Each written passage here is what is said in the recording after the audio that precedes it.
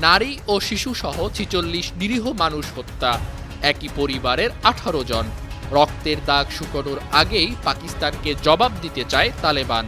বসে না থেকে পাকিস্তানের দিকে রওনা দিয়েছে তেহরিক-ই-তালেবান পাকিস্তান টিটিপির কয়েক হাজার সশস্ত্র যোদ্ধা। বিষয়টি নিশ্চিত করেছে আন্তর্জাতিক একটি সংবাদ মাধ্যম।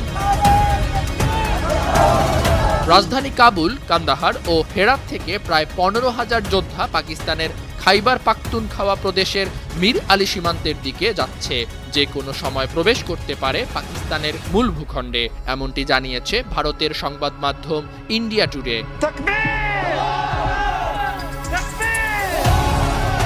মঙ্গলবার মাঝরাতে আফগানিস্তানের পাকতিকা প্রদেশে বিমান হামলা চালায় পাকিস্তান। এই হামলাকে দেশ ও সার্বভৌমত্বের প্রতি স্পষ্ট আগ্রাসন হিসাবে উল্লেখ করে প্রতিশোধ নেয়ার শপথ নেয় কাবুল।